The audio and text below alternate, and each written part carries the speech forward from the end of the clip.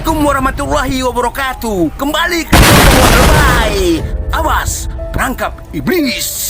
Selamat datang di channel yang inspiratif dan informatif, menyajikan data dan fakta dengan menyandarkan Al-Quran dan Sunnah sebagai tolak ukur kebenaran secara kritis, adil, dan mencerahkan. Kalau ada orang yang meninggal seharusnya kan disumbang. Ini malah diperas. Hartanya dikeluarkan secara paksa. 1, 3, 7, 40. Kan itu pemerasan itu. Dalih apa? Agama. Katanya harus bersedekah. Orang yang sudah meninggal. Ngelakoni karena ada dalil. Wong NU mengajarkan karena ada dalil.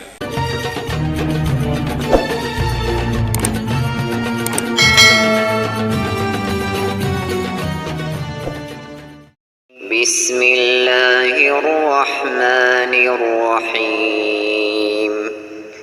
Alhamdulillahirabbil alamin. Allahumma sholli ala Muhammad wa ala ali Muhammad. Apa kabar saudaraku seiman seislam? Oke, yes. Insya Allah kalian dalam perlindungan Allah tabaraka wa ta'ala, dalam keadaan sehat walafiat. Insya Allah tetap semangat dan tegar mengikuti manhaj salafus soleh, menyampaikan dakwah, menyampaikan kebenaran. Banyak cara, nggak satu cara saja. Itu tergantung karakter manusia yang menyampaikan. Nggak bisa kita sama-samakan. Dia lembut, kok yang ono keras. Nggak begitu. Bagaimana kita mencontoh para sahabat Rasulullah? Sahabat-sahabat Rasulullah SAW, Muhammad bin Abdullah bin Abdul Muthalib bin Hashim bin Abdul Manaf, masing-masing karakternya saling berbeda.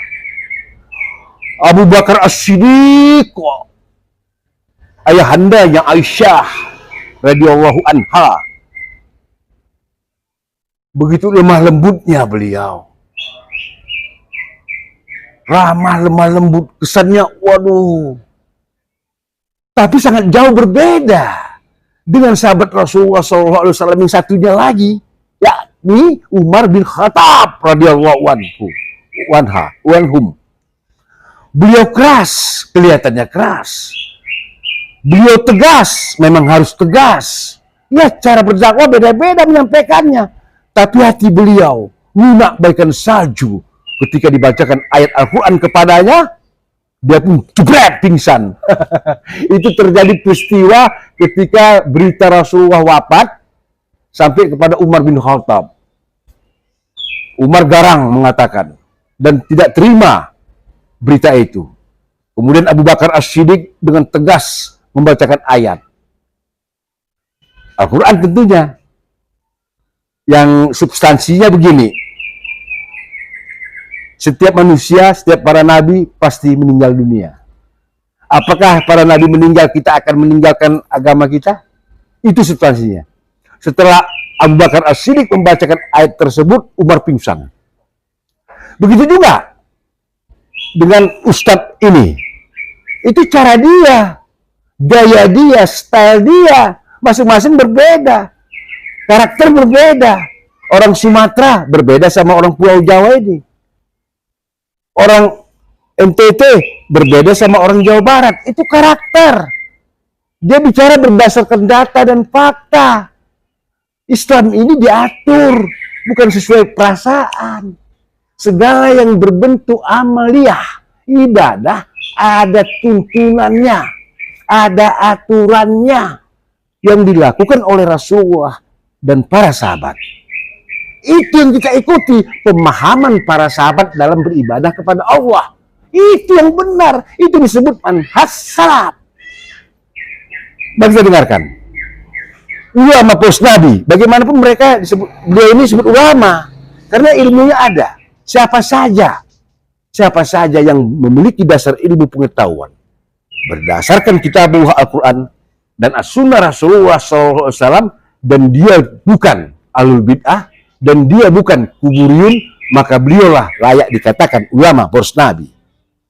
Ya, mari kita dengarkan penjelasan beliau tentang acara-acara selamatan kematian.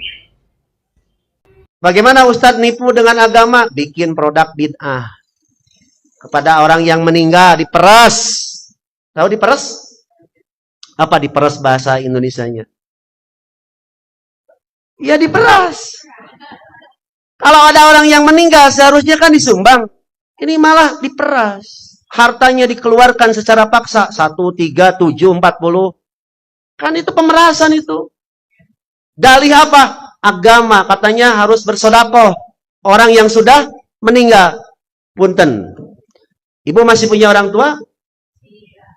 Bagi ibu dan bapak yang sudah tidak punya orang tua, tidak perlu mengatasnamakan orang tua yang sudah meninggal. Salatnya baik wajib maupun sunat, saumnya wajib sunat, baca Qur'annya, sedekahnya, hajinya, umrohnya, ibu dapat pahala sebagai anaknya. Orang tua yang sudah meninggal pun dapat pahala. Selesai sebenarnya. Tapi kenapa dijadikan proyek? Karena oknum ustadznya pengen cuan. Apa cuan? Duit. Apalagi Rajaban, ibu, muludan. Wah, ngondang Ustadz Ansor mah cukup pakai WA. Pak Samsudin Bukhari langsung WA. Tad, nyebut lagi Tad. Tad. Pakai Coca-Cola. Nanti tanggal sekian ngisi ya, insya Allah. Kalau mau Rajaban, muludan, pesennya juga ngantri. Mahal deh. Ustadz nate opat. Ngaji tos Isa. Isa teh salawatan heula, pujian heula. Jam 11 baru ngaji. Wah, meres teh deuleu. Sok taroskeun ibu. Kalau ada orang yang meninggal miskin, mau tidak mereka datang? Tidak mau. Apalagi kalau tidak ada ampau, tidak mau. Kasihan itu. Itu yang merusak agama. Udah kita dengarkan penjelasannya. Jelas, tegas. Itu cara beliau menyampaikan dakwahnya. Sah-sah saja, nggak ada persoalan. Dia bicara berdasarkan dalil. Benar. Saya pernah melihat itu.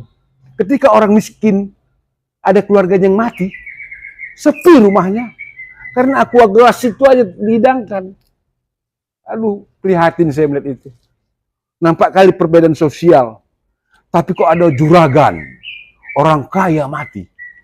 Wow, yang datang melimpah ruah, luber ke halaman di Kembang Tikar. Ini fakta. Dan disampaikan oleh beliau tadi itu benar. Ada hadis yang sahih, populer. Ketika Ja'far meninggal dunia, sampai berita itu kepada Rasulullah Sallallahu Alaihi Wasallam. Kemudian Rasulullah menyuruh para sahabat-sahabatnya untuk membuatkan makanan dan mengantar ke rumah Ja'far. Karena keluarga Ja'far sedang kena musibah. Tok sebatas itu. Buat makanan para sahabat Rasulullah diantar ke rumah keluarga Ja'far. Tok, nggak ada bersambung lagi. Malamnya kumpul, malam pertama, malam ketiga, malam ke-7, 40 hari. Itu udah nggak ada. Ditambah-tambah. Kita ngikuti yang sohi-sohi aja deh. Biar selamat itu aja. Kasian orang-orang miskin. Dari mana mereka dapat duit? Makan aja susah. Astagfirullah. Tapi perkataan-perkataan beliau tadi disanggah.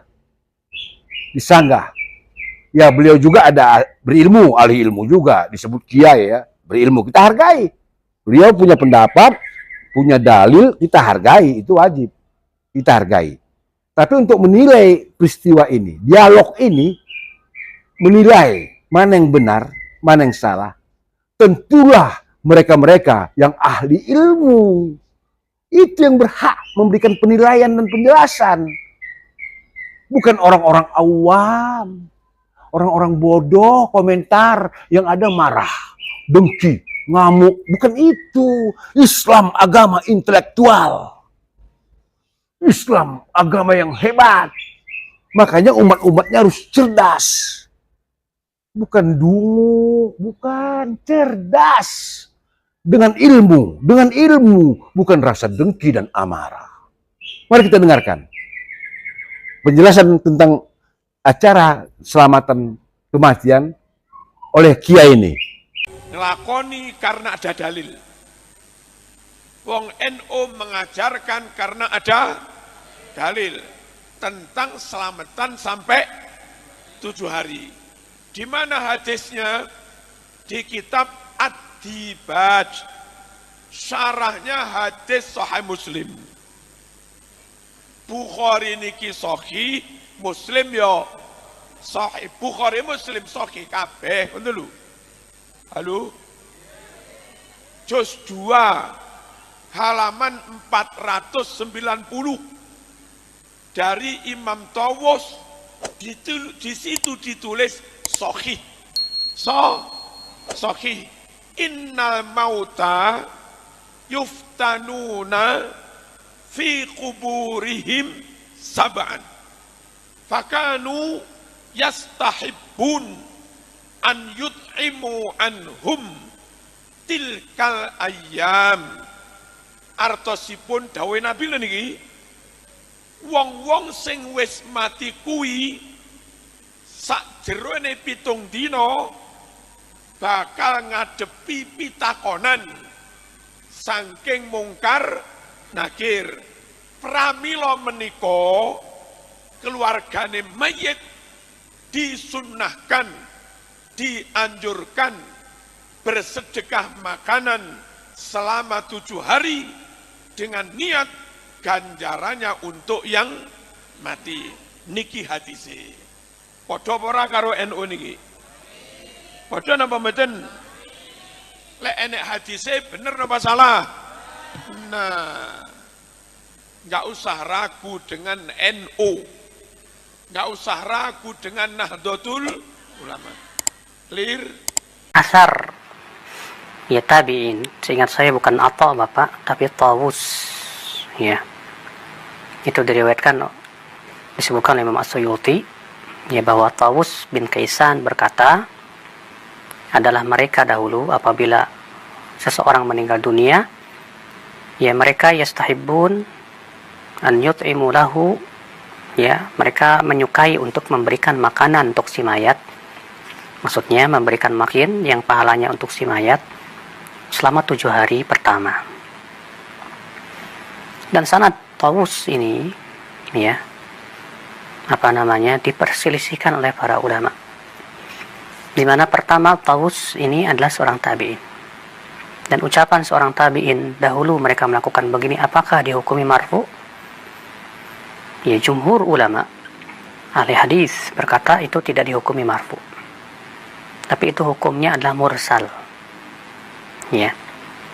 Berbeda dengan perkataan seorang sahabat yang berkata, ya kami dahulu melakukan begini-begini, maka itu dihukumi marfu. Karena mereka lakukan itu tentunya di zaman Nabi SAW. Berbeda dengan perkataan seorang tabi'in yang mengatakan mereka dahulu melakukan begini dan begitu. Ya. Katakanlah kalau riwayat itu sahih misalnya, walaupun sebetulnya pendapat yang rajih dari pendapat jumhur ahli hadis bahwa itu adalah merupakan dihukumi mursal, dan mursal itu salah satu daripada periwayatan yang dhaif, tidak sahih. Maka kita katakan pertama bahwa Tawus mengatakan di situ mereka memberikan makan, sedekah untuk mayat. Apakah dalam ucapan beliau ini ada kata-kata bahwa mereka berkumpul-kumpul di keluarga kematian? Ya, tidak ada. Kalau misalnya ini ada riwayat yang sahih, apakah ada di situ disebutkan bahwa mereka berkumpul-kumpul di keluarga kematian? Jawabnya tidak ada.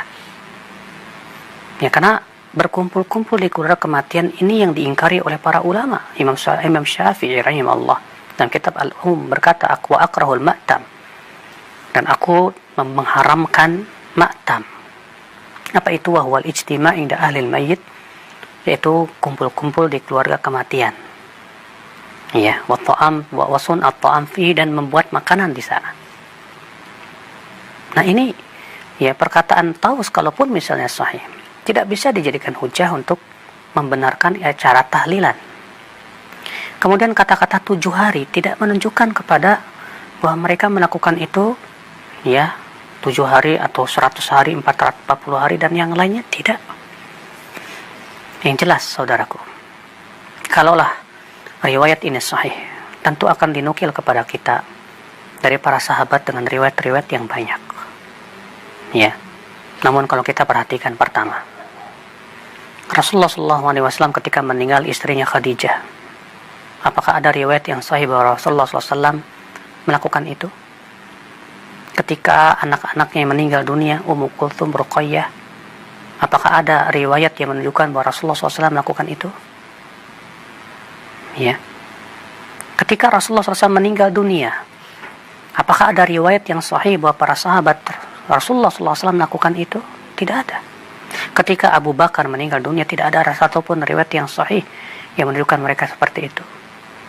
Bahkan Jarir bin Abdullah, seorang sahabat Nabi SAW, berkata, "Kunna na'uddu al-ijtima'a inda ahli al-mayyit wa ta'ama fihi minan niyaha."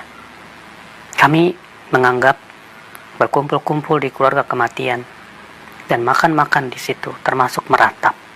Ini ucapan sahabat. Kalau seorang sahabat mengatakan kami dahulu melakukan ini, maksudnya di zaman Rasul. Maka mungkinkah ucapan sahabat ini gagal dan batal hanya karena perkataan seorang tabi'in yang bernama Tawus? Ya, tidak mungkin, saudaraku. Maka dari itulah, ya, Al-Imam Asy-Syafi'i dan banyak lagi para ulama mazhab Syafi'iyah mengingkari yang disebut dengan, ya, ritual seperti tadi. Berkumpul-kumpul ke keluarga kematian, membuat makanan di situ. Ya, jadi asar tabi'in Tawus ini sama sekali sebetulnya tidak bisa dijadikan hujah. Ya, tapi itulah ya akal Islam, mereka hanya sebatas mencari pembenaran saja. Dan perkataan mereka bahwa kebiasaan di Indonesia sama dengan di Saudi, ini pun juga ya ucapan yang butuh pembuktian. Mana saya selama kuliah di Madinah tidak pernah melihat orang Saudi seperti itu melakukan. Telah saya sampaikan dialog antara orang-orang yang berilmu, yang mana yang benar dan yang mana yang salah. Argumen-argumen mereka itu yang menilainya hanya orang yang berilmu. Orang awam cukup mendengar, menonton, dan belajar. Saya hanya menyampaikan. Tidak lebih dari itu. Anda yang punya penilaian-penilaian, tentu orang-orang yang berilmu ya, khususnya yang menilainya orang berilmu, biar tidak terjadi salah paham. Karena bagaimanapun juga, kita semua umat Islam laksana satu tubuh. Apabila anggota tubuh yang lain sakit, anggota tubuh yang lainnya pun ikut terasa sakit. Di keterangan yang lain, umat Islam itu seluruhnya bersaudara. Kita ini keluarga besar. Beda pendapat antara keluarga wajar. Salah paham, lumrah namanya keluarga.